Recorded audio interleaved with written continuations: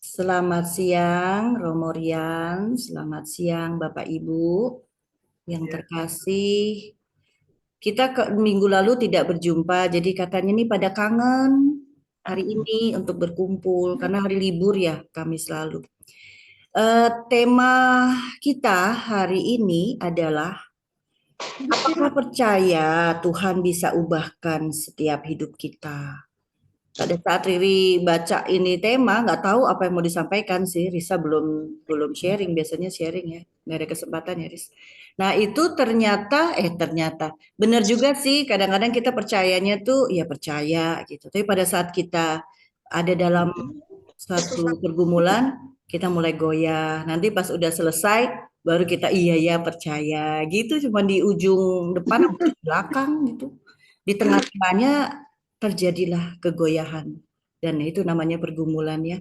Jadi menarik sekali apalagi akan dibawakan oleh Romo Rian. Senang banget deh kalau Romo Rian yang akan memberikan ini. Pasti akan banyak insight baru ya. Oke, sebelumnya mari kita buka dengan doa pembuka. Apakah ada yang mau memimpin doa pembuka?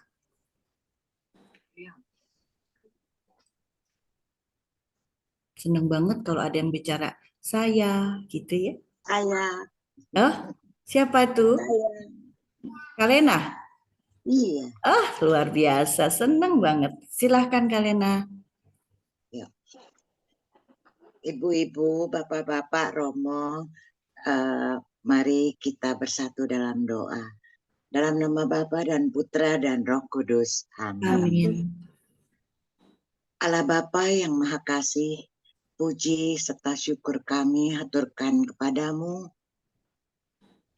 di mana Engkau pada siang hari ini memperkenankan kami untuk kembali bersama-sama berkumpul untuk mendengarkan sabdamu yang akan dipersembahkan oleh Romo Rian. Yang tiada lain untuk meneguhkan iman kami kepadamu. Untuk itu kami mohon agar Roh Kudus tercurah kepada masing-masing kami dan menguatkan kami untuk menjalani kehidupan kami sehari-hari. Bersabdalah Bapa, kami siap mendengarkan. Kemuliaan kepada Bapa dan Putra dan Roh Kudus seperti pada permulaan, sekarang, selalu, dan sepanjang segala abad. Amin. Amin. Bapa, Putra, dan Roh Kudus. Amin. Amin. Terima kasih Kalena. Padahal lagi belum pulih benar ya. Semoga cepat sembuh Kalena. Amin. Oke, amin. Sebelum saya mulai atau saya minta Romo Rian, mungkin Risa bisa kasih sedikit pengantar mengenai tema ini. Oke, selamat sore Romo sama teman-teman semua. Ini sebenarnya sangat mudah dan simpel kalau lihat dari temanya, tetapi sebenarnya itu sulit. Jadi aku minta tolong banget dengan Romo Rian. Ini kejadian semua orang dan setiap hari. Di sini kan aku pilih cuma satu ayat. Percayalah kepada Tuhan dengan segenap hatimu. Ternyata pada saat kita percaya sama Tuhan, itu pada saat kembali kepada diri kita, itu terjadilah pengkotak-kotakan. Biasanya, coba deh, nanti saya kasih contoh ya. Misalnya, Tuhan yang ini saya percaya, tapi yang ini enggak loh. Paling contoh aja, yang paling gampang misalnya ya, orang lagi sakit deh. Tuhan minta sembuhkan gini. Saya percaya pasti ya Tuhan memberikan yang terbaik buat kita bla bla. Tapi di dalam kotak yang satu, aku belum bisa percaya Tuhan apa benar Tuhan mau menyembuhkan. Itu. Jadi sedangkan Amsal berkata kan Romo, percayalah kepada Tuhan dengan segenap hatimu. Nah, segenap hatimu kan jadi seluruhnya ya Romo ya, percaya banget. Tetapi pada saat yang kita alami, kenapa kita suka mengkotak-kotakan? Yang ini gue belum percaya nih. Nanti akhirnya kejadian seperti Riri. Riri bilang bimbang, tapi pada akhirnya pada saat yang tengah kita mulai bergumul, pada saat akhirnya kita oh iya percaya. Tapi kenapa nggak bisa seperti itu? Itu sebenarnya yang selalu kita lakukan. Itu pun saya juga sering mengalami itu. Yang ini agak kurang percaya nih Tuhan. Gitu Romo. Sebenarnya cuma ngebahas itu aja, tapi apa ya firman ternyata dapatnya Amsal. Itu aja kok Romo. Simple kan? Nggak perlu Simple dipelajari. tapi sulit loh Romo, pesannya Arisa itu. Simple tapi sulit. Nah, ya. Ya, itu kenyataan kita sehari-hari kan, Ri? Iya betul. Dan Romo pakai baju kotak-kotak. Bagus lagi kok. Kayak Arya Saloka. Asik. Oke, silakan Romo. Waktu Itu dan aja. tempat Simple untuk kan? Romo. Nah, ini tema yang simple. Selamat siang Romo. Selamat sore. Siapa tuh? Siapa? Perokok biasa, perokok. Di kamar mandi baru kelar. Kita ngerokok dulu nggak? Enggak ya? Kalau pas renungan jangan ngerokok ya. Ayo loh. Romo. Ini simple sebenarnya. Perintah Tuhan itu simple. Semuanya sebenarnya apa yang diperintahkan Tuhan bagi kita itu nggak ada yang sulit. Simple semua. Termasuk firman Tuhan dalam kitab Amsal itu. Ini udah paling Ya, Amsal 3 ayat 5. Percayalah kepada Tuhan dengan segenap hatimu.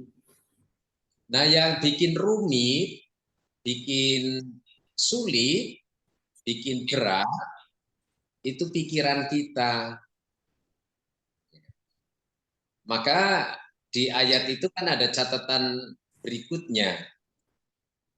Percayalah kepada Tuhan dengan segenap hatimu dan jangan bersandar kepada pengertianmu sendiri.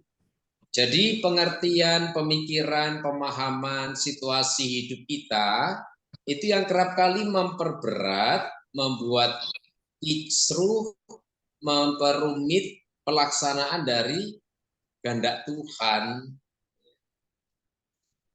Dan itulah tantangannya. Dan itu yang menjadi berat. Kita tahu persis apa kehendak Tuhan dalam diri kita sebenarnya. Kita tahu persis, apalagi setiap minggu kita rajin mendalami firman Tuhan. Kita tahu persis. Tapi untuk prakteknya, tantangan terbesar adalah kerap kali kita menyandarkan pada pengertian, pemahaman, pemikiran diri sendiri. Kalau kita sudah bicara tentang diri sendiri, yang muncul itu adalah keegoisan kita. Maka kerap kali firman Tuhan dibaca hanya berdasarkan standar diri sendiri, ukuran diri sendiri, dan tiap orang jadi berbeda-beda. Ini bagi saya bisa, yang ini tidak bisa, bagi saya ini mudah, bagi saya tidak mudah, yang ini saya perhatikan firman Tuhan yang ini saya abaikan. Inilah tantangan terbesar untuk kita beriman, untuk kita percaya. Padahal arti dari percaya atau iman itu artinya menyetujui. Jadi kata iman ini sama dengan kata amin. Dari kata apa? Kata Yunani hanya huruf matinya MN ya. Amin, aman, iman. Nah, ini kan kata dasarnya sama MN yang artinya setuju.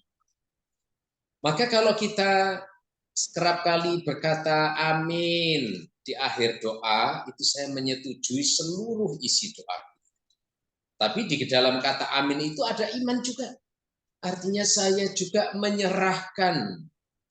Jadi bukan hanya setuju, tapi menyerahkan diri seutuhnya di dalam doa itu. Nah, kerap kali kan kita mengamini, tapi kita tidak mengimani. Ini persoalannya. Kita kan dengan mudah itu amin, amin, amin, amin. Tapi ketika dalam praktek hidup doa itu menuntut satu konsekuensi, iman atau persetujuan kita menuntut satu tanggung jawab dan pelaksanaan, nah kita sulit untuk mengimani, sulit untuk mewujud nyatakan. Mengapa? Karena faktor itu tadi, pengertian diri sendiri. Maka untuk bisa beriman yang harus dikalahkan pertama-tama adalah diri sendiri. Kepentingan diri sendiri itu yang harus dikalahkan. Setiap saat kita harus mempertanyakan apakah apa yang saya lakukan sesuai kehendak Tuhan atau sebenarnya muncul dari keinginan-keinginan manusiawi diri. Contoh dari tindakan orang yang percaya dan akhirnya mengubah hidupnya, sebenarnya bacaan hari ini juga sangat relevan, ya. Bacaan pertama itu mengisahkan tentang Abraham. Abraham yang diminta untuk mengorbankan anaknya, yaitu Ishak. Anak yang muncul dari penantian lama. Karena si Sarah sudah tua, sudah menopause, impossible untuk mengandung, dan sementara mereka tidak punya anak, tetapi karya Tuhan terjadi. Awalnya dulu kan Sarah tertawa ketika ada malaikat datang menginap mengunjungi Abraham. Di mana istrimu? Itu sedang di tenda. Loh, anakmu, saya belum punya anak. Dan nggak mungkin punya anak karena istri saya sudah tua, saya pun sudah tua. Lalu malaikat bilang, tahun depan saya akan datang lagi ke sini dan pada saat itu kamu sudah punya anak. Si Sarah dengar itu dari balik tenda ketawa deh. Mana mungkin saya ya sudah mati kandungan ini karena menopause kok bisa punya anak, ya. Tetapi malaikat meyakinkan bahwa tidak ada yang mustahil bagi Allah. Dan ternyata betul. Tahun depan Sarah mengandung dan melahirkan Ishak. Sebelumnya Abraham sudah karena tidak punya anak, lalu mengambil budaknya si Hagar dan punya anak yang namanya Ismail. Tapi kalau kita runut bacaan sebelumnya itu bicara bagaimana Sarah tidak suka ketika melihat Ismail dan Ishak ini bermain bersama. Lalu dia minta ke Abraham, itu suruh pergi itu Hagar dan budakmu itu dengan anaknya, karena dia tidak akan mendapat berkat warisan dari kita, itu hanya anak budak. Abraham melakukan. Anak yang pertama dimiliki dari Hagar,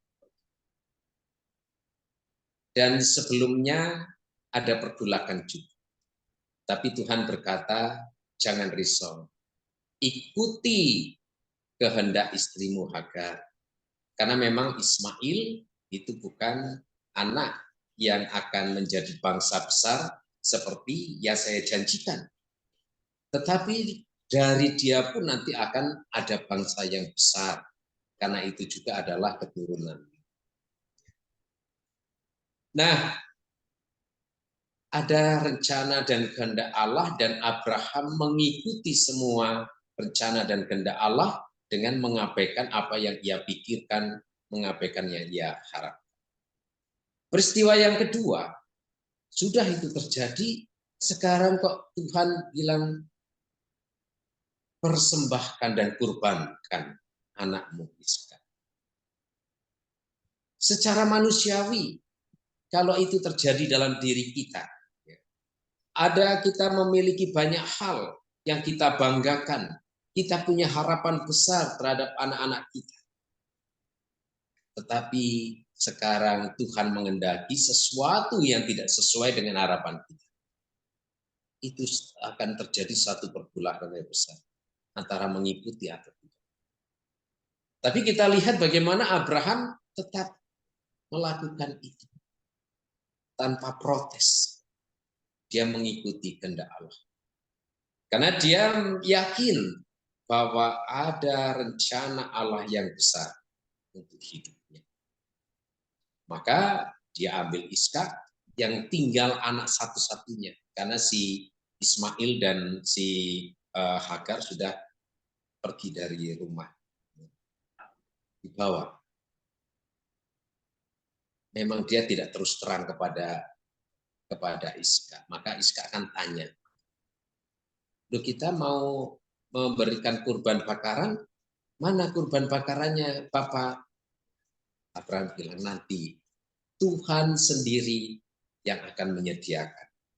Kata-kata yang kelihatannya menipu anak, tetapi dari sini juga mengungkapkan iman Abraham bahwa Tuhan sendiri yang akan menyediakan.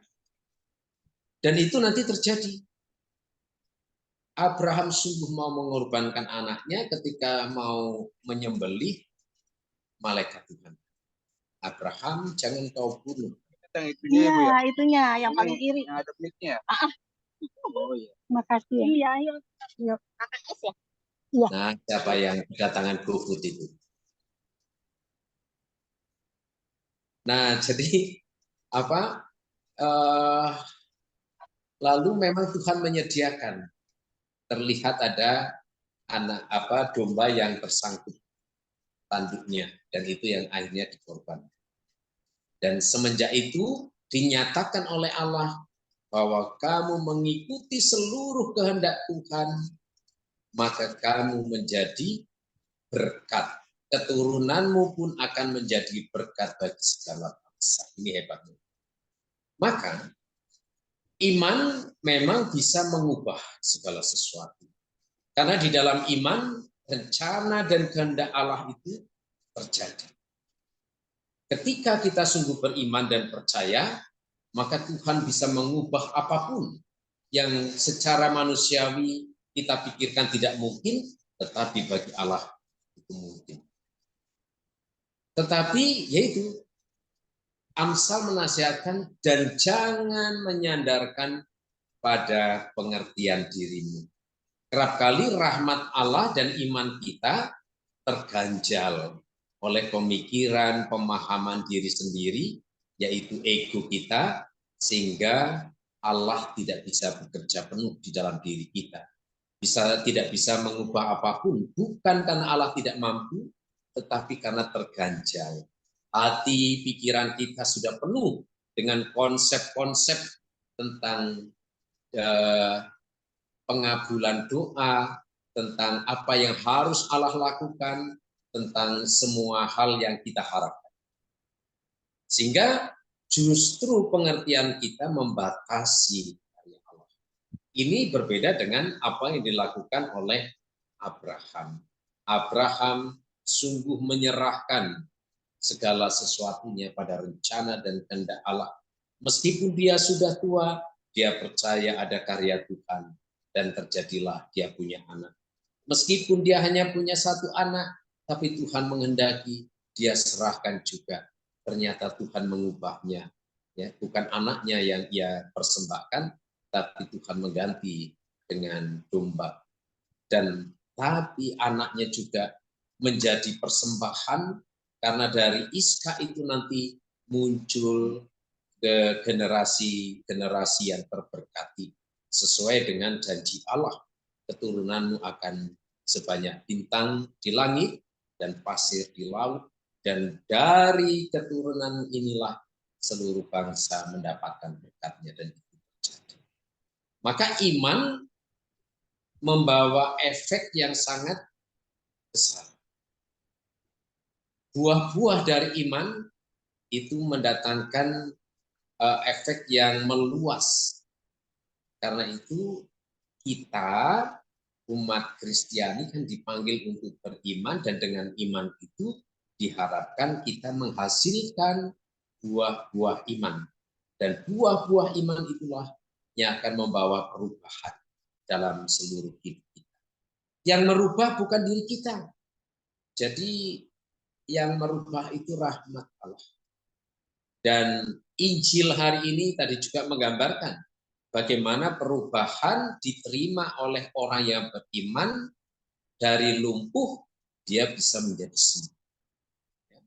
Ada orang ketika Yesus sedang mengajar, lalu datang orang lumpuh dan Yesus melihat imannya, lalu dia berkata, dosamu sudah diampuni. Nah, lalu kita melihat perbandingan. Ada orang-orang yang ada di dekat Yesus yang mendengarkan pengajarannya, tetapi mereka bermain dengan pemikiran sendiri.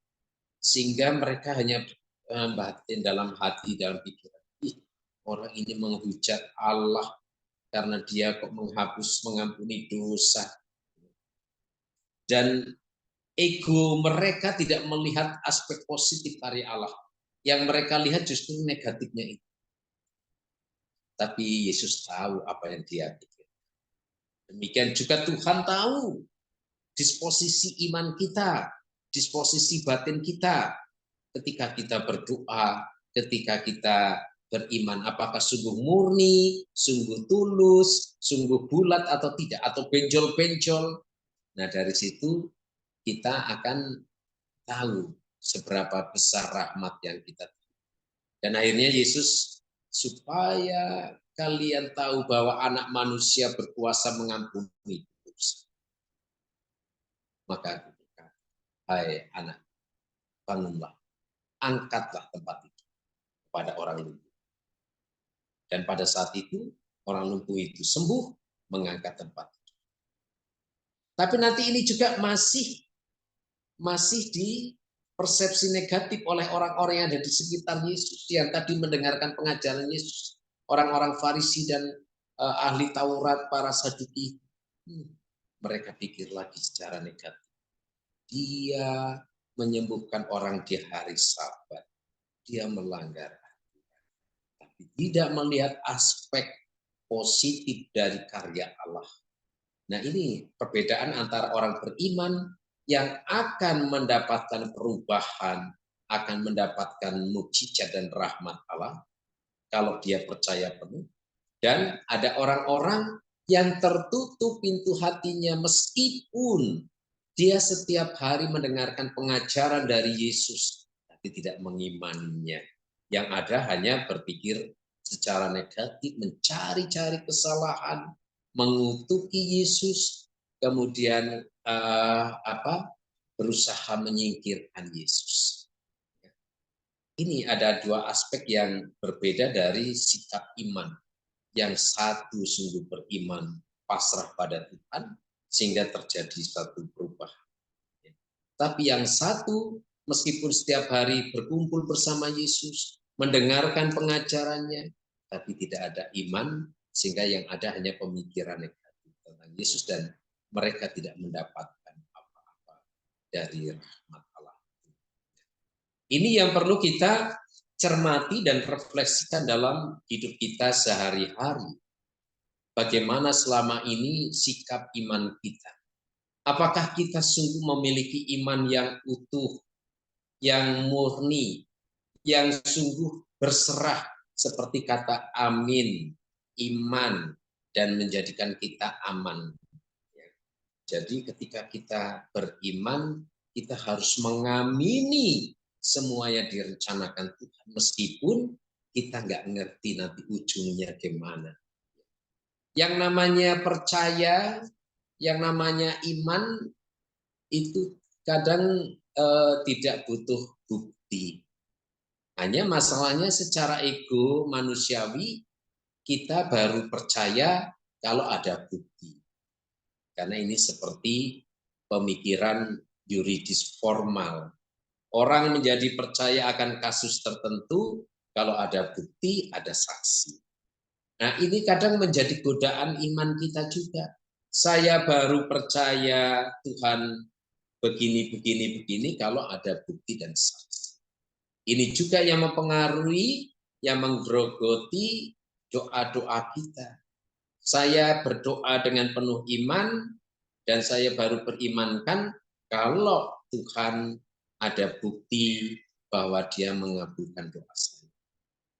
Maka kan banyak orang yang tadinya rajin berdoa, jadi kehilangan iman karena dia tidak melihat bukti dari hasil doanya. Aku sudah doa, rajin berdoa, kok masih begini. Aku sudah rajin ke gereja, dekat dengan Tuhan, rajin berbaik hati, tapi kenapa hidupku masih begini? Tuhan tidak membuktikan cintanya padaku. Tuhan tidak menunjukkan rahmatnya padaku. Mengapa aku masih dibiarkan?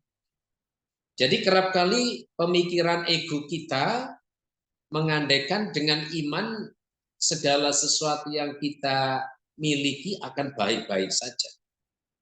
Dengan iman, dengan doa, kita terbungkus satu harapan dan persepsi bahwa kalau saya sudah beriman, maka segala sesuatu akan baik saja. Lupa bahwa iman justru diuji dalam aneka kesulitan, dalam aneka tantangan. Kita masih ingat juga Injil beberapa hari yang lalu, ya, ketika Yesus dan murid-muridnya naik ke sebuah perang. Lalu tiba-tiba di tengah danau ada badai menerjang perahu murid-muridnya. Sementara Yesus tidur di perahu. Yang terjadi apa? Para murid panik, cemas. Lalu membangunkan Yesus. Dan kemudian semacam protes atau mengutuki Tuhan. Tuhan, Engkau tidak peduli bahwa kita akan binasa. Kita diserang badai, kita diserang aneka kesulitan, kita bisa binasa. Tapi apa yang dikatakan Yesus, justru Yesus menegur mereka. Hai kamu orang-orang yang tidak percaya, tidak. Lalu dalam waktu sekejap Yesus, tenanglah angin dan dalam waktu sekejap danau menjadi tenang. Aspek ini yang kerap kali dilupakan. Murid-murid sudah ada bersama Yesus. Ada di satu perahu bersama Yesus. Tetapi tidak memiliki iman yang penuh. Tidak memiliki iman yang sejati. Maka ini yang ditegur Yesus, mengapa kamu kurang percaya? Kalau mereka percaya, mereka harusnya tahu bahwa Yesus ada bersama dengan mereka. Yesus meskipun tidur, tapi tidak jauh dari mereka. Kalau binasa pun, Yesus akan ikut binasa karena ada bersama mereka. Tapi karena aspek ini tadi, pertimbangan ego manusiawi menjadikan mereka cemas dan pudarlah iman mereka. Sehingga mereka jadi panik, lalu menghujat Tuhan, mengutuki Tuhan, mengatakan tidak peduli. Dan ini yang justru dikritik oleh Tuhan Yesus. Mengapa kamu tidak percaya? Ketika kita sungguh percaya, berserah diri, akan ada saatnya Tuhan mengatakan, tenanglah, segala sesuatu akan berlalu. Seandainya kita ada dalam kesulitan, ingatlah bahwa Tuhan juga tidak membiarkan kita sendirian. Tuhan ada di perahu hidup kita. Tuhan tahu persis kesulitan kita. Kalau kita mengalami kesulitan, Tuhan pun ikut sedih. Tapi kadang Tuhan membiarkan itu untuk meneguhkan, untuk menguji, untuk membentuk diri kita. Sampai ada saatnya Tuhan berkata, tenanglah badai dan taufan. Dan dalam waktu sekejap, ketika itu semua seturut kehendak Tuhan, semua menjadi tenang. Kerap kali memang Tuhan sengaja semacam menunda ya, soal waktu itu kan kehendak Tuhan. Mungkin kalau Tuhan langsung memberikan, meskipun kita beriman berdoa, tidak otomatis langsung akan diberi. Karena bisa saja ketika langsung diberi kita akan menjadi sombong. Banyak hal yang dapat menjadi contoh Orang justru berubah bukannya menjadi lebih baik ketika dia diberi rahmat oleh Allah. Bukannya disyukuri dan menjadikan dia semakin meningkat dalam relasi dengan Tuhan dan sesama, tapi kadang malah justru sebaliknya. Ini yang serba salahnya manusia di situ. Tuhan memberi tidak disyukuri, ketika diberi menjadi sombong dan tidak tahu diri. Kita bisa kasih contoh gini ya, misalnya anak-anak mau ujian, berdoa, rajin novena, mohon supaya lulus ujian. Oke, Tuhan berkati sehingga lulus ujian. Tapi setelah lulus ujian bukannya datang kepada Tuhan, terima kasih Tuhan, Engkau memberkatiku. Dia malah pergi dengan teman-temannya hura-hura, semprot-semprot baju. Bukannya pertama-tama masuk dalam hati untuk bersyukur, ini adalah karunia. Nanti ketika dia mau kuliah, berdoa juga mohon supaya dia bisa tes di perguruan tinggi, masuk kuliah. Oke, sudah diterima. Dia tidak bersyukur. Setelah kuliah, dia mulai tidak rajin ke gereja, tidak lagi mulai ikut pertemuan lingkungan atau OMK, alasannya sibuk kuliah. Nah, padahal dulu dia mohon pada Tuhan supaya boleh kuliah. Tapi setelah diberi rahmat itu, ternyata dia malah semakin jauh dari Tuhan. Penghayatan hidupnya juga tidak seperti dulu. Selesai kuliah, mohon pekerjaan diberi oleh Tuhan. Tapi setelah bekerja, bukannya makin melayani Tuhan, rajin, karena bersyukur ini anugerah Allah. Dia justru makin tidak aktif, alasannya karena sibuk bekerja. Setelah itu dia minta, ingin Tuhan kasih saya pasangan hidup, saya mau berkeluarga.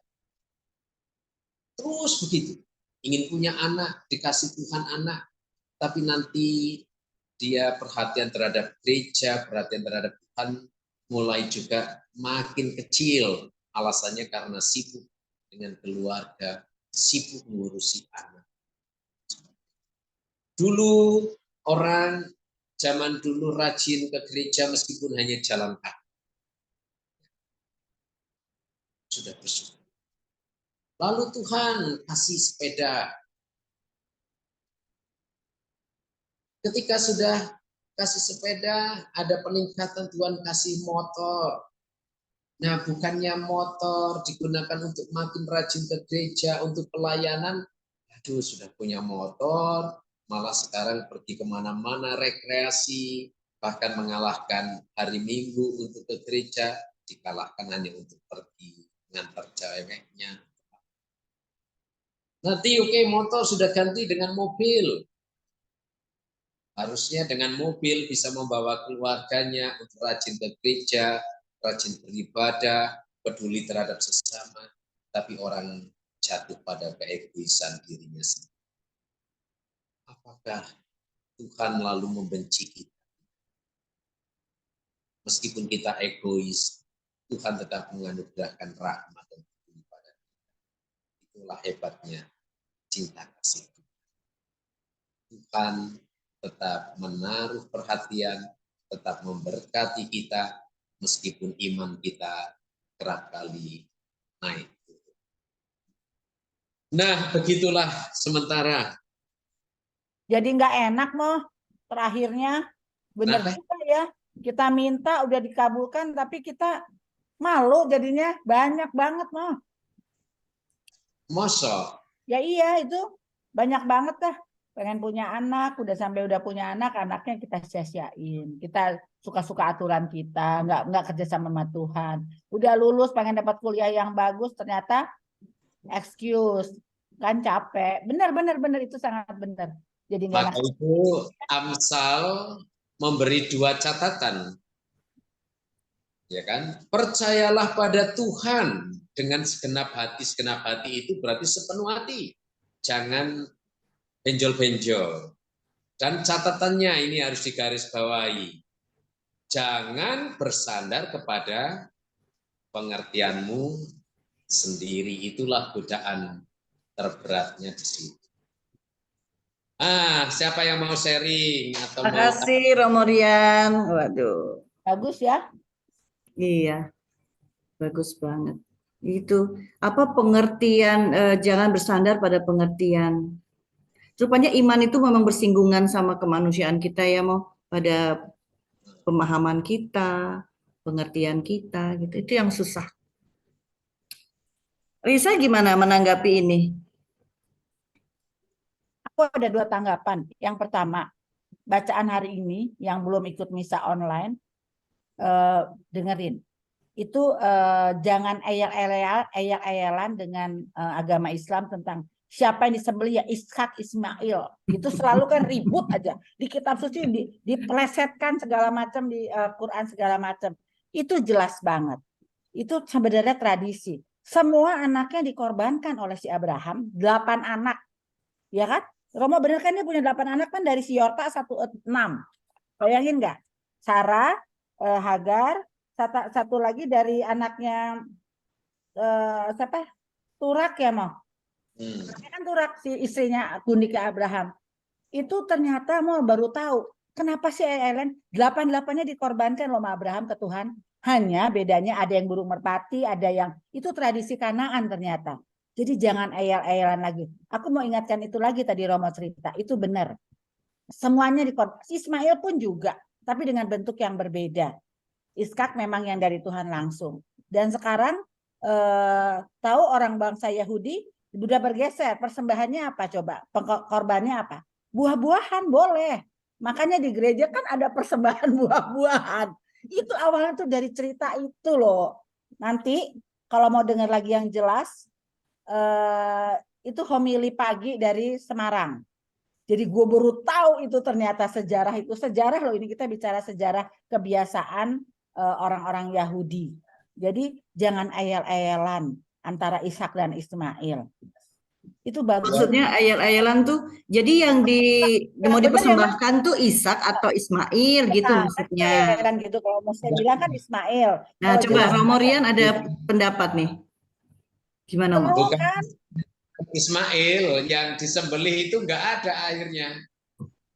Jadi nggak usah kita ngotot Iska atau Ismail karena yang disembelih akhirnya kambing. Nggak ada. Akhirnya domba jantan. Benar.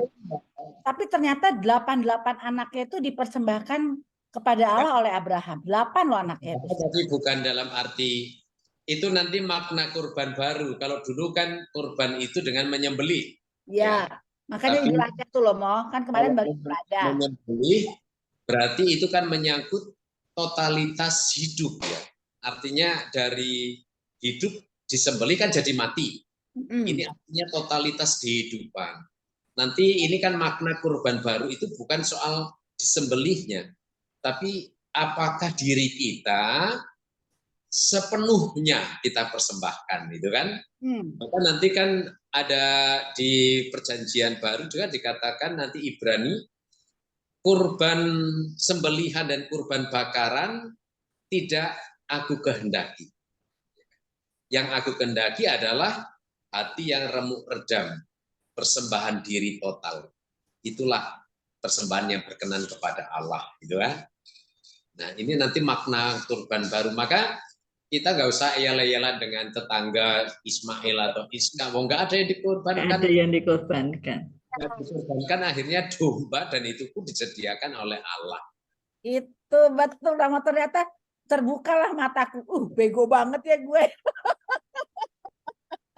Itu perenungan akan domba yang akhirnya disembelih. Itu kan juga hubungannya ke bagaimana Yesus ya, anak Allah. Ya, nanti itu nanti ke situ ya. Hubungannya dengan anak domba Paskah. Ya. Tapi bukan kurban biasa. Nanti hubungannya dengan tradisi menyembelih anak domba di hari Paskah. Iya. Begitu. Oke, terima kasih. Itu bagus ya karena apa coba deh, kayak saya yang paling jauh lah. saya kepengen anak saya nikah gitu ya. Pengen harapan segini gini, tapi apa? Oh yang ini kayaknya enggak deh. Kayaknya enggak tahun ini deh, gitu-gitu. Romo itu kan kotak-kotakin namanya Mo ya. Itu ya. Namanya tidak amsal itu gue. Yang ini Tadi Romo bilang pengertian itu kadang-kadang kita tahu mengenai ini, pengabulan doa ini gini-gini. ya. Itu malah membuat racun di dalam iman kita ya. Akhirnya kita malah bersandar pada pengertian yang kita dapatkan dari banyak orang gitu ya. Nah itu. Oke, baik. Sesi sharing sekarang atau sesi pertanyaan bolehlah. Siapa yang mau bertanya atau sharing mengenai iman ini? Silahkan. Ada 26 sekarang yang sudah bergabung. Siapa yang masuk baru ya? Loh, biasanya hanya 13 orang. Enggak, Itu yang hari Rabu. Ini kelompok gede. Oh. Sudah ada Susan, sudah ada Bu Kelly. Ayo, Rangnya. Ada Ida. Aku ada, Ri, tapi lagi nggak bisa. Oh iya. Iya, makanya ada Susan gitu. Ini tentang permohonan yang masih gimana? Boleh sharing mengenai apa yang pernah dialami, terus ternyata Tuhan itu seperti ini, ternyata pengabulan doa. Ini biasanya anak-anak ya, cucu mungkin ya. Kalau kita di sini usianya kan sudah sibuk ngurusin anak dan cucu ya. Silahkan. Bu Pri mungkin, Bu Kelly, David, mumpung ada Romorian yang akan memberi pencerahan. Tapi apakah tadi yang saya jelaskan jelas ya? jelas banget loh. Jelas bahwa tidak jelas, nah ini kan. Itu dia. Jadi lebih enak kalau ada pertanyaan ya. Pancing. Terlalu jelas Romo tadi. Joyce, coba Joyce. Terlalu jelas. Iya, udah jelas banget tadi yang Romo bilang. Bukan jelas yang diterangin dengan konsep di dalam hidup kamu sendiri gimana? Apakah kamu kalau minta kayaknya ini enggak deh, kayak gitu loh. Yang ini di kotak-kotakin maksudnya apa? Apa namanya? Malahan kadang-kadang suka begini. Jadi ya betul yang tadi Romo bilang. Jadi palingnya gini Jo, maksudku, area yang ini Tuhan aku belum bisa percaya nih, ngerti nggak?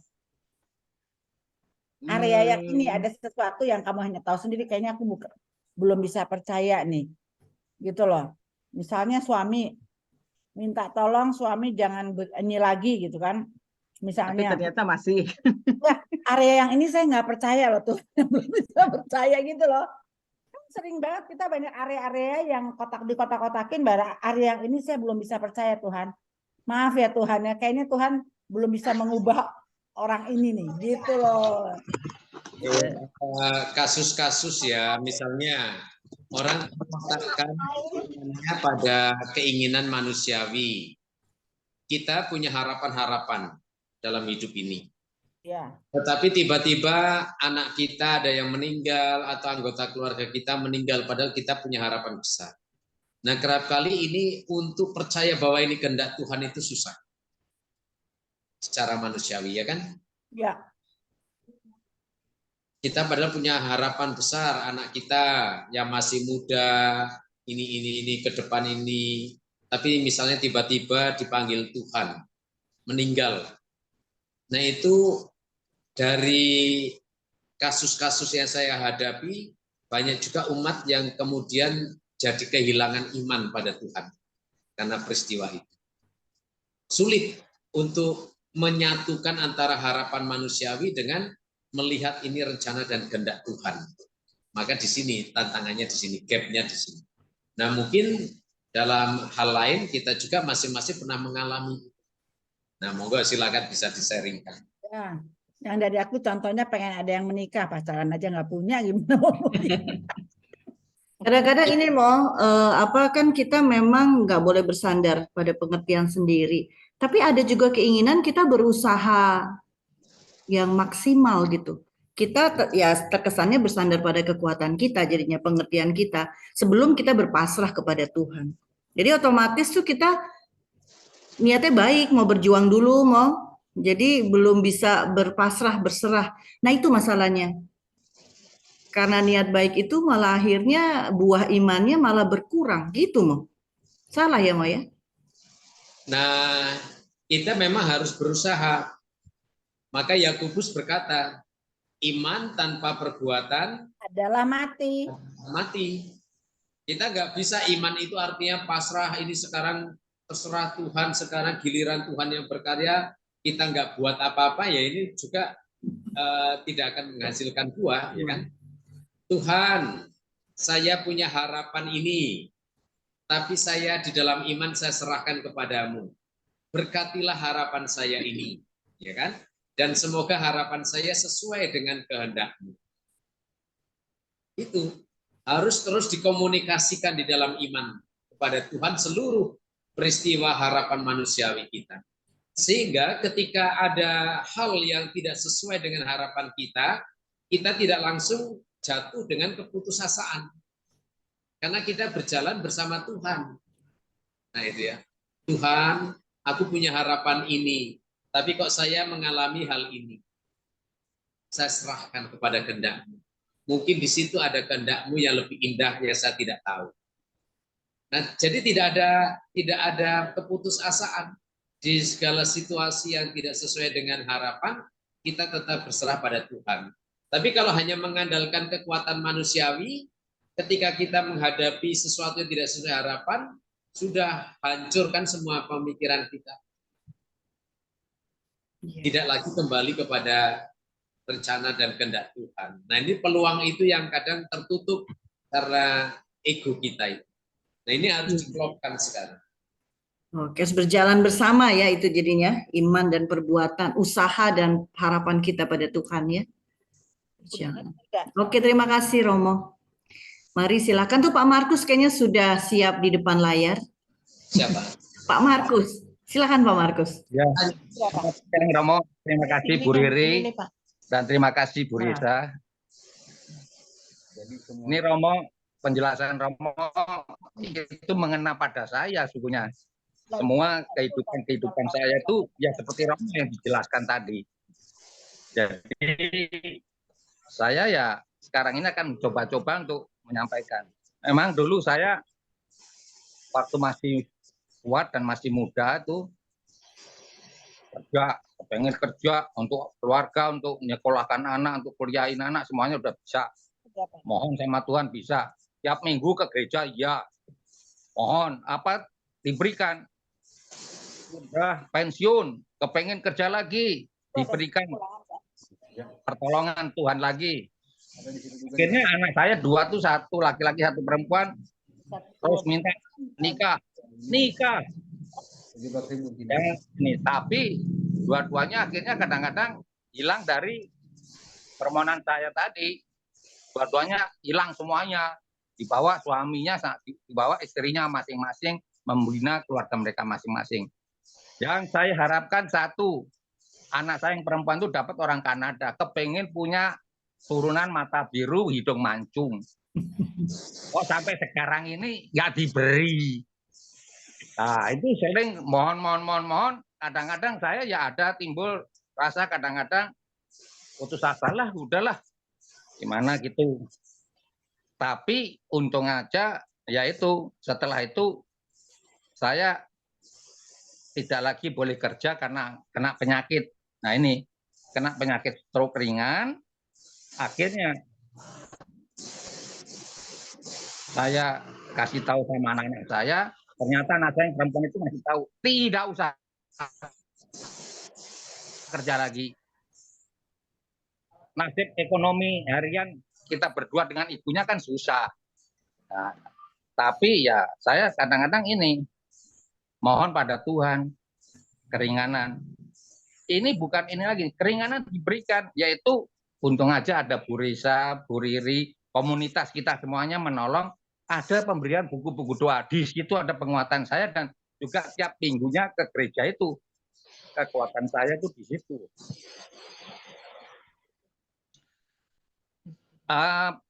Pendek ceritanya, memang anak saya belum dapat turunan yang kita harapkan. Ya orang Indonesia kalau dapat turunan bule kan mata biru, hidung mancung kan bangga Romo. Nah, tapi itu kan kehendak saya, tapi kehendak Tuhan mungkin lain. Tapi karena ada doa-doa yang diberikan buku oleh Bu Risa itu, saya percaya kembali lagi keimanan saya dan sering ini ikut komunitas KKS ini. Itu wah benar-benar jadi obat saya, benar-benar tuh penawar egois saya yang bilang begitu aja. Jadi sekarang saya ada novena segala, ada jam 3 itu perongka segala itu, doa-doa itu sampai semuanya kami mohon ya pencerahan hati itu dapat semuanya. Termasuk orang tua yang sudah meninggal saya doakan semua. Mungkin Tuhan juga di sana sudah memberikan yang terbaik bagi saya. Kenyataannya sampai sekarang ini penyakit saya tuh perlahan-lahan dari ringan jadi dokter 3 bulan sekali, penyakit dalamnya 3 bulan sekali. Ada kemajuan-kemajuan dan sekarang agak normal sedikit-sedikit, hanya belum berani memastikan diri untuk jalan sendiri karena khawatir kesasar. Yang harusnya minggir jadi ke tengah. Ini istri yang selalu mendampingi saya. Nah, itu kalau saya umpamanya waktu itu tidak ada pertolongan komunitas dari Bu Risa memberikan buku doa atau komunitas yang lain tidak menggabung langsung pada saudara-saudara seiman, mungkin saya jadi anak buahnya legion kali ya. Itu malah masuk ke jurang malahan saya. Itu demikian Romo sharing saya, dan mohon ini lagi advis lagi yang lebih menguatkan kami, dan kami juga berterima kasih pada Bu Risa, Bu Riri, dan komunitas yang lain termasuk Romo. Nah, ini yang saya memberikan kekuatan pada saya. Terima kasih. Demikian sharing saya. Terima kasih Romo. Pak Markus, ada eksorsisnya tuh, ada legionnya. Silakan Romo Rian ditanggapi. Mohon. Itu sharing yang bagus, berdasarkan pengalaman, berdasarkan kesulitan nyata, dan bagaimana iman dimurnikan, ditemukan kembali dari perjuangan sehari-hari yang nyata itu. Ini sesuatu yang bagus yang bisa meneguhkan kita semua ya dari pengalaman Pak Markus itu. Karena pasti setiap orang punya tantangan, punya kesulitan sendiri. Tetapi bagaimana kita tetap beriman, bagaimana kita mewujud nyatakan iman itu, setiap orang juga pasti punya jalan, dan Tuhan juga akan memberikan jalan yang berbeda-beda untuk tiap orang sejauh kita berserah padanya. Hanya kerap kali yang perlu kita buka adalah perbesar rasa syukur kita.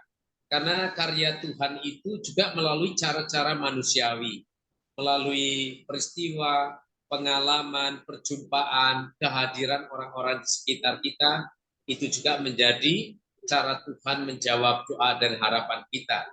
Hanya kerap kali kita sudah, yaitu pengertian ego kita menutup kehadiran orang-orang di sekitar kita, padahal itu orang-orang yang mau dipakai oleh Allah menjadi jawaban atas doa dan harapan kita. Mantap itu Pak Markus. Mantap, iya, makasih Romo. Bu Christine mengangkat tangan. Silakan Bu Christine. Terima kasih Romo, Bu Risa, dan Mbak Riri. Saya berusaha belajar mengenai iman dan kehidupan. Saya berusaha mengimani dan menjalankan perintah Tuhan. Tapi saya juga menyadari sering jatuh, sering gagal, tidak sepenuhnya sesuai dengan perintah Tuhan. Itu saya merasa sendiri. Lalu banyak keinginan saya, harapan saya yang belum dipenuhi Tuhan. Mungkin karena itu bukan merupakan keperluan, melainkan keinginan. Ya, itu kan berhubungan dengan rasa secara pribadi gitu ya. Nah, Saya akhirnya ada dua hal yang ingin saya tarik. Yang pertama, selama di dunia ini, saya ingin sekali dimampukan untuk menjalankan perintah Tuhan. Kalau tidak mampu, ya diampuni. Dan akhirnya, sekurang-kurangnya saya mohon banget kepada Tuhan agar nantinya di akhirat saya mendapat kerahiman untuk bisa diterima berkumpul dengan para kudus di surga. Itu akhirnya seperti itu. Kalau di sini sekarang saya merasa banyak yang tidak dipenuhi, ya saya karena merasa juga tidak mampu hidup bersih sesuai dengan kehendak Tuhan. Walaupun saya tahu, tapi kan berkali-kali saya juga merasa jatuh atau gagal. Gitu. Tapi selama di dunia ini saya terhibur adanya sakramen pertobatan. Gitu. Saya tidak tahu ini benar atau salah, bukan berarti putus asa ya, tapi saya membaca ayat 5 ini harus dengan segenap hati. Ya, pikiran saya memang mau seperti itu, tapi untuk menjalankannya kan begitu berat, jadi sering jatuh. Yang kedua, saya ingin bertanya, kalau boleh ini saya lanjutkan ke ayat 16. Umur panjang ada di tangan ayat 16. Umur panjang ada di tangan kanannya, di tangan kirinya kekayaan dan kehormatan. Gitu. Terus tadi agak lupa saya, pokoknya ada di antara ayat-ayat di bab ini ada yang mengatakan bahwa dari semua hasil pekerjaan, nafkah maksudnya, dari semuanya, untuk yang pertama dipersembahkan untuk kemuliaan Tuhan. Saya sedikit merasa ambigu ya Romo. Semua hasil pekerjaan yang dipersembahkan kepada Tuhan itu semua hasilnya atau sebagian dari hasilnya untuk yang pertama gitu. Pekerjaan pertama, tapi seluruhnya dipersembahkan pada Tuhan atau sebagian dari setiap hasil pekerjaan pertama. Itu Romo, jadi yang pertama sharing, yang kedua pertanyaan. Mohon ditanggapi, terima kasih. Bu Christine, itu Ya. pengalaman dan sharing yang baik ya, bahwa untuk memiliki iman yang teguh, Ya. memiliki iman yang seperti yang dikehendaki Tuhan itu butuh proses. Jadi tenang saja, jangan merasa bersalah kalau kita belum memenuhi itu. Iya, Romo. Ini adalah perjuangan seumur hidup ya. Iya, Romo. Dulu bangsa Israel juga bangsa yang sudah dicintai Allah, sudah dipilih, dibebaskan dari Mesir. Dalam perjalanan ke padang gurun, ternyata juga ada banyak tantangan, jatuh ya. Mereka mengutuki Tuhan saat kelaparan, saat kehausan, mereka pun memaki-maki Tuhan, memaki-maki Musa. Saat mereka kemudian ditinggalkan Musa, mereka kemudian kehilangan harapan, akhirnya juga membuat patung anak lembu emas. Nah, ini kan pengalaman-pengalaman kejatuhan. Tetapi mereka, bangsa Israel, selalu diingatkan untuk terus kembali kepada Tuhan. Berimankan lagi kepada Tuhan, sehingga rahmat, kerahiman, dan pengampunan Allah juga tetap tercurah bagi bangsa Israel. Demikian juga pada kita. Ketika jatuh, kembali. maka di dalam gereja Katolik ada sakramen pengakuan dosa. Iya, Kita ada kesempatan kembali memurnikan iman dan relasi kita dengan Tuhan. Itu yang pertama. Yang kedua, kalau dalam Amsal ayat 16 dikatakan di tangan kanan Tuhan ada umur panjang, di tangan kiri ada kemuliaan, kekuasaan. Ini hanya mau mengatakan bahwa segala sesuatu yang kita miliki itu berasal dari kuasa dan anugerah Allah. Umur itu juga yang menentukan Tuhan, harta, kekuasaan juga adalah milik Tuhan, bukan milik kita. Maka kita diharapkan mengandalkan Tuhan, bukan mengandalkan kekuatan manusia. Kalau mengandalkan kekuatan manusia, maka yang kita miliki saat ini kita akui hanya sebagai usaha kita. Ya.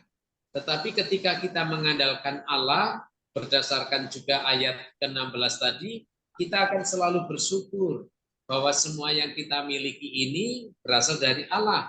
Hidup kita, anak-anak dan keluarga kita, pekerjaan kita, harta kita, itu semuanya berasal dari Allah. Maka karena kita sadari itu berasal dari Allah, sekarang persembahan kita ya seharusnya semuanya, bukan separuh, bukan perpuluhan, ya, tetapi apa yang kita miliki gunakanlah untuk memuliakan Allah. Bukan berarti rumah kita jual, istri kita jual, kita persembahkan ke paroki lah. Nanti romonya ngurusi istri banyak orang ya. Ini susah ya. Bukan itu. Tetapi bagaimana dengan semua yang saya miliki, hidup saya menjadi lebih baik, saya semakin memuliakan Tuhan. Itulah persembahannya. Ya, hidup saya apa yang bisa saya gunakan menjadi lebih bermanfaat untuk kepentingan sesama, karena Tuhan hadir dalam diri sesama. Ya, keluarga kita bagaimana juga menghadirkan diri untuk lebih bermanfaat bagi sesama di lingkungan hidup kita. Melalui harta yang kita miliki, bagaimana kita menggunakan harta itu juga untuk semakin mengembangkan kehidupan kita, mengembangkan iman kita. Jadi persembahannya bukan berupa ini untuk Tuhan, bukan. Tapi dalam seluruh penghayatan hidup sehari-hari, ketika kita sadari ini dari Tuhan, maka ini juga saya gunakan, kembalikan kepada Tuhan untuk kemuliaannya melalui sesama, melalui kebahagiaan keluarga, kesejahteraan bersama. Ya, jadi persembahan diri kita bukan hanya di gereja, tetapi justru dalam mengoptimalkan, memakai seluruh anugerah Allah untuk kepentingan bukan ego diri kita, tetapi juga untuk kepentingan banyak orang, termasuk untuk kebahagiaan keluarga kita, lingkungan hidup kita. Gitu ya Bu Kristina. Iya, itu ayat 9 ya Romo, sudah ketemu. Iya. Hasil pertama dari penghasilan, ayat 9. Iya. Jadi hasil muliakanlah Tuhan dengan hartamu, dengan hasil pertama dari segala penghasilanmu. Yeah. Itu tradisi perjanjian lama. Kalau zaman dulu hasil pertama itu dipersembahkan pada Tuhan. Misalnya punya ladang, hasil panen pertama itu dipersembahkan ke bait Allah. Ya, punya kambing, anak pertama nanti dipersembahkan ke bait Allah. Maka punya anak pertama itu juga harus dipersembahkan pada bait Allah. Itu tradisi perjanjian lama. Ya. Maka dulu Yusuf dan Maria juga, karena Yesus anak pertama, mereka mempersembahkannya ke bait Allah juga. Ya. Ya. Terima kasih Romo. Terima kasih Bu Christine. Keren Mo, keren kan pertanyaannya kan? Ada kisah nyata yang Joyce tadi belum loh. Oh Joyce? Joyce mau? Silahkan Joyce. Dia minta sama Tuhan, kan dia orangnya baik, dia minta sama Tuhan, semua kan Katolik, yang ada yang satu Islam, yang satu Betani. Ini apa tuh Tuhan masuknya? Bener nggak Jo? Ayo Jo, Iya, tanya Jo. tapi setelah saya mengalami ini ya Romo ya, minta doa ini ternyata hasilnya beda-beda gitu. Jadi ya akhirnya saya awalnya pasrah, tapi kalau pasrah aja saya tidak berusaha juga Tuhan nggak akan kasih jalan. Yang akhirnya bukan pasrah, jadi saya menerima, oh barangkali ini kehendak Tuhan, walaupun saya waktu itu doanya ingin semua masuk Katolik, ternyata malah yang satu Islam, yang satu Betani gitu. Tapi sekarang sih saya nerima aja lah, Romo barangkali ini udah, apakah ini memang kehendak Tuhan atau gimana juga saya belum tahu ini Romo. Tapi kita ada kecewa ya Jo, sebagai Ada sedikit kecewa, tapi sekarang saya lagi berusaha untuk berdamai sama Tuhan gitu. Walaupun barangkali nggak gampang gitu. Ya gitu Romo. Ini Romo mau buka-buka apa pasti ada jawabannya di kitab suci deh. Kitab sucinya gede amat Romo, emang udah tua ya. Asik kayak ini itu leksionarium. Ini kitab suci orang tua segini ya. Jadi dalam surat Yakobus dikatakan juga ya, jangan melupakan Tuhan dalam seluruh rencana hidupmu. Nanti cari sendiri itu ayatnya, saya lupa ya. Apa Romo apa? Tadi ulangin lagi, nggak kedengeran suaranya. Dalam surat Yakobus, ya, itu kan ada jangan melupakan Tuhan dalam seluruh rencana hidupmu. Jangan melupakan Tuhan dalam seluruh rencana hidupmu. Dari Google nih, Yakobus berapa nih? Coba nanti. HP soalnya di HP-nya lagi di charge.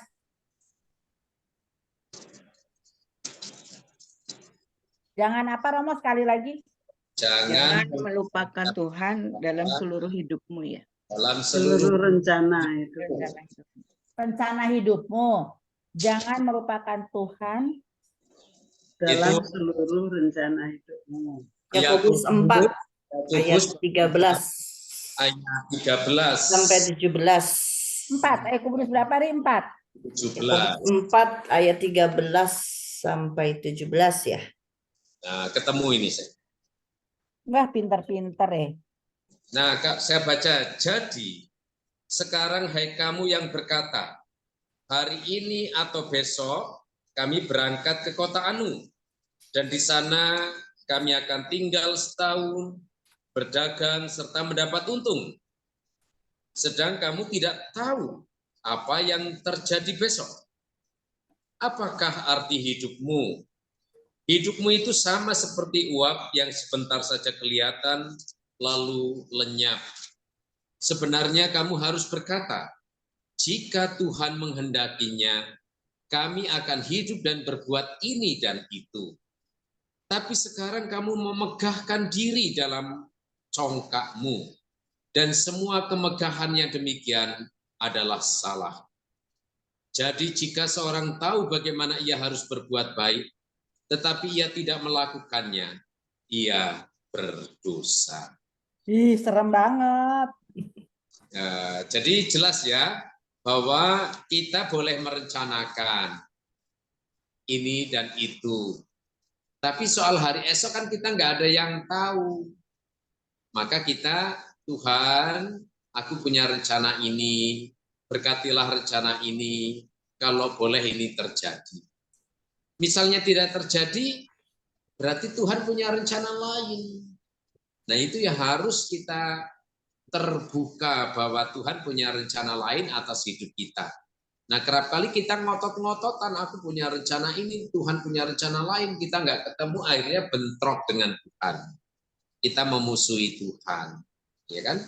Misalnya, oke, semua orang punya harapan anak-anaknya menjadi anak baik, tunduk, nikah secara Katolik. Dalam prakteknya, ternyata kok ada anak kita yang menikah di luar gereja. Pertanyaannya, apakah ini rencana dan kehendak Tuhan? Nah, itu yang gue mau tanya. Ya kan? Masa Tuhan kok merencanakan, menghendaki anak saya nikah di luar gereja? Ya kan?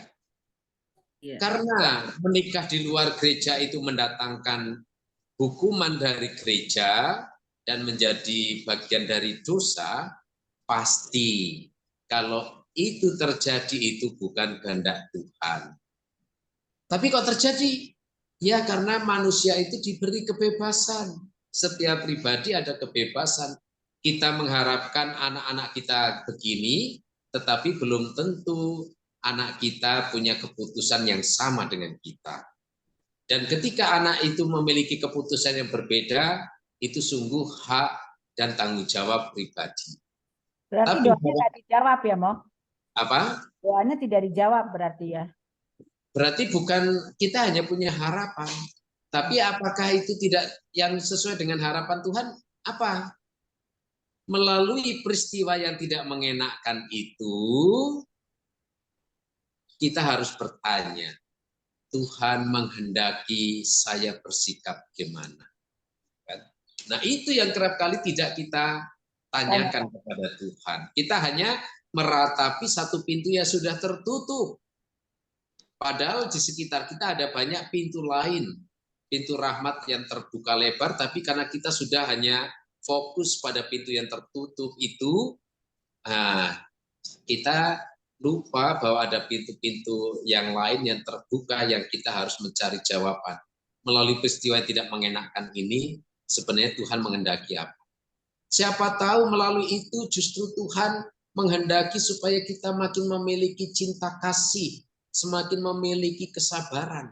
Nah itu yang tidak kita mohon pada Tuhan. Begitu ya Bu ya. Mantap. Ya, betul Iya. Romo itu. Satu pertanyaan, Romo. Ada suami istri ya, Romo ya. Tentunya beda apa sih namanya? Beda agama ya, Romo. Nah, pada saat waktu dia misalnya dia bilang, nanti kalau laki ikut aku yang muslim, kalau yang perempuan ikut kamu, ya kan? Tapi kenyataan yang ada semuanya ikut bapaknya. Itu bagaimana, Romo? Apakah itu yang janji kita ya? Yang ngingkarin kita? Yang ngingkarin kita juga.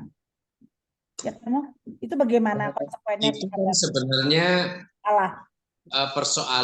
Persoalan pastoral ya. Karena tidak bijak juga anak kok dibagi-bagi. Kan? Iya.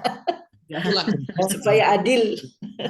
Supaya kita kalau bisa nikah satu iman. Karena kalau yang beda agama ya banyak persoalan-persoalan praktis yang nanti kerap kali menjadi kasus perkawinan. Termasuk salah satunya itu ada pembagian anak, nanti anak yang ini ikut ini, iman kok ikut-ikutan kan enggak, ya kan? Maka misalnya ada pernikahan campur pun, biasanya kan ada perjanjian dari pihak Katolik, berjanji untuk mendidik semua anak-anaknya secara Katolik gitu kan? Iya. Nah, tetapi itu kan berjanji untuk berusaha. Maka kalau dia tidak berusaha, dia salah. Tapi dia sudah berusaha terus untuk memberikan didikan secara Katolik bagi anak-anaknya, tapi dalam praktek setelah besar ternyata dia memilih iman yang lain, itu sepenuhnya keputusan pribadi dan bukan salah orang tua.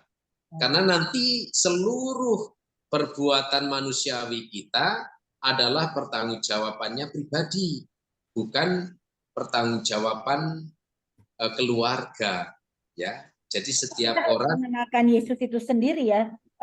Tugas kita memperkenalkan Yesus itu sendiri. Kita mengantar orang. Jadi tanggung jawab kita adalah memperkenalkan Yesus, menghantar orang untuk semakin dekat dengan Yesus, untuk juga membagikan berkat Yesus bagi setiap orang. Soal nanti itu efek bagi orang itu sepenuhnya tergantung pada pribadi. Kita tidak akan kehilangan berkat sejauh kita sudah melakukan apa yang menjadi kehendak Tuhan, sudah berusaha sekuat tenaga, meskipun hasilnya tidak sesuai dengan harapan kita, tapi kita tidak kehilangan berkat dari Tuhan. Ore Joyce nggak salah Joyce, kamu Joyce. Aduh, bingung ya. Bingung. Nangis tetap menangis, tapi Tuhan akan menghapus air matamu Joyce. Amin. Amin. Ya, Loh, itu tidak ibu-ibu. apa-apa. Itu dulu Santa Monica menangisi anaknya yang bandel, yang itu berapa puluh tahun loh Iya. ya. 32 mau. Sampai tua itu baru Agustinus bertobat. Iya, Agustinus umur berapa bertobatnya? Iya, jangan putus semangat ya. Putus Tidak. harapan, jangan. Iya. Oke Romo, terima kasih Berdoa. banyak ini untuk Makasih ya Romo. Makasih pencerahannya. Masih ada satu boleh karena saya masih harus rapat lagi. Ya, siap. Baju lo bagus loh, mau bener Romo, bajunya bagus loh. Tadi malam lembur nggak tidur ini ngotai garisi baju. Pengkotak-kotaan. Ayo silakan satu lagi, monggo. Kalau ada, kalau nggak ada ya jangan mengada-ngada. Jangan mengada-ngada. Boleh. In. Siapa? Selamat siang Mbak Riri. Oh, Mbak Ines. Iya, silakan siang. Terima kasih waktunya Mbak Riri. Yang disampaikan Romo hari ini sungguh memang sangat luar biasa. Dan memang benar apa yang dikatakan Bu Risa sangat bagus dan sangat mengena. Sangat mengenal baik pengalaman yang saya alami juga sama Romo. Saya pengalaman mungkin kalau seperti Romo tadi bilang di dalam Alkitab kan ada tertulis rencanaku bukan rencananya, gitu ya Romo. Nah ini juga apa yang saya alami juga begitu Romo. Saya tuh saya mengalami kena PHK setelah 21 tahun kerja di sebuah media rohani. Dan saya sangat berharap sekali saya sampai masa pensiun. Tetapi ternyata tahun 2017 zaman saat itu dan saat ini media cetak kan mulai anjlok ya mau ya. Mulai anjlok dan orang karena sudah ada internet dan segala macam. Orang bisa mencari berita apapun melalui internet, melalui Google. Akhirnya 2017 saya kena PHK. Terus saya hanya begini, kok bisa ya? Kenapa sih saya bekerja di ladang Tuhan? Tapi saya kena sesuatu yang membuat saya merasa kok Tuhan seperti tidak adil. Tapi ternyata ini tidak hanya saya yang mengalami, banyak teman-teman saya juga mengalami. Lalu saya bingung, saya mau mengapain gitu loh. Saya biasa bekerja, terus nggak bekerja, rasanya jadi orang pengangguran tuh nggak enak banget gitu ya, nggak enak banget jadi pengangguran. Ya saya mencoba menyibukkan diri dengan berjualan dan apa saja yang bisa menghasilkan uang menurut saya, bagi saya ya, apalagi sampai karena waktu itu anak-anak saya masih kuliah. Sampai suatu keadaan yang membuat saya harus juga kehilangan suami, tapi di satu pihak saya kena PHK, saya merasa sedih, di lain pihak saya merasa bersyukur. Syukur karena apa? Kalau saya tidak kena PHK, saya masih bekerja, tentu saya tidak mungkin bisa merawat suami saya. Jadi saya pikir, saya juga akhirnya berpikir bahwa oh ini mungkin jalannya Tuhan supaya aku bisa merawat suamiku sampai suamiku nggak ada gitu. Kalau aku masih bekerja, tentu aku nggak bisa izin kantor harus mendampingi suami seminggu 2 kali cuci darah. Tentu nggak mungkin kantor ada yang mau memberikan exit permit seperti itu. Begitu Romo. Jadi saya pikir ya ada kesedihan, tapi ada juga sukacita baik saya bisa merawat. Begitu Romo pengalaman saya. Terima kasih. Nah, itu yang bagus ya. Jadi itu sudah penghayatan iman. Jadi iman itu adalah kita mencari rencana dan kehendak Tuhan dalam berbagai peristiwa hidup. Memaknai segala hal yang terjadi dalam diri kita dalam konteks relasi kita dengan Tuhan. Itulah iman. Ya. Ketika kita mampu menemukan rencana dan kehendak Tuhan dalam berbagai peristiwa hidup kita, maka kita tidak akan pernah putus asa karena di situ akan selalu ada harapan. Maka iman itu yang pertama-tama justru harusnya mengubah mindset kita. Tidak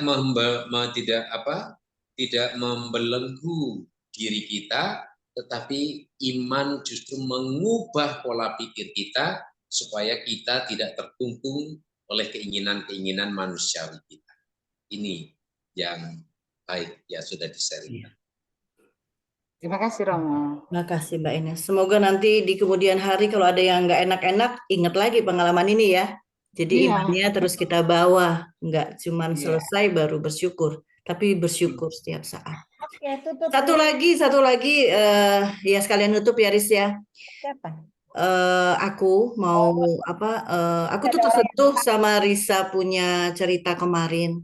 Kan ini mengingat kita ini adalah orang tua ya yang ngurusin anak dan ngurusin cucu gitu.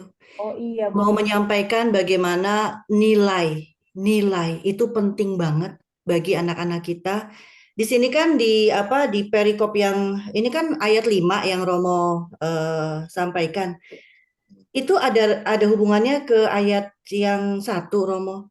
Hai anakku, janganlah engkau melupakan ajaranku dan biarlah hatimu memelihara perintahku. Jadi menurutku juga kenapa kita percaya kepada Tuhan? Karena kita sebagai orang tua sudah berusaha untuk terus memelihara perintah Tuhan. Dan itu memberi teladan kepada anak-anak. Jadi maksudnya nilai-nilai kasih, nilai-nilai iman kita kepada Tuhan itu sangat-sangat penting untuk disampaikan ke anak-anak kita, ke cucu-cucu kita, kepada siapapun, anak-anak muda khususnya. Risa boleh cerita kisah nyata yang kemarin begitu menyentuh dan agak prihatin sekali ya anak-anak kita ya mengenai Oke, teknologi. thank you. Jadi diingatkan, saya malah lupa. Jadi gini Romo, suatu hari kami sekeluarga berkumpul cerita, ngobrol, akhirnya ngobrol lah mengenai dokter kandungan.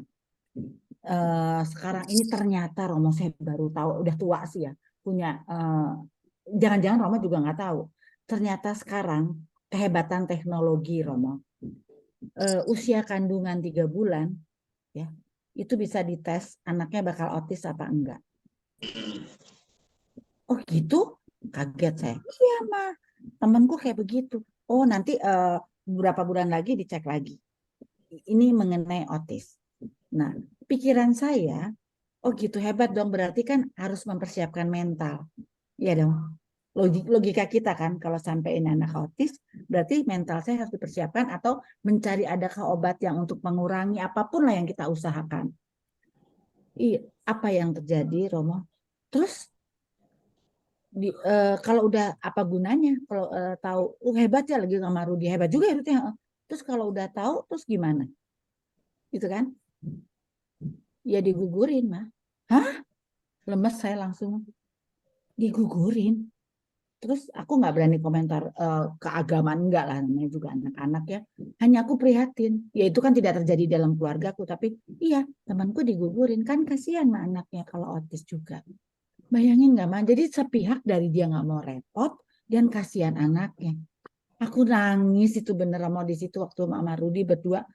Demikian hebatnya Tuhan memberikan ilmu pengetahuan yang begitu hebat. Zaman dulu mana ada. Yang Romo yang ada juga anak udah 2 tahun, oh anak ini autis gitu kan Romo ya. Itu yang terjadi Romo.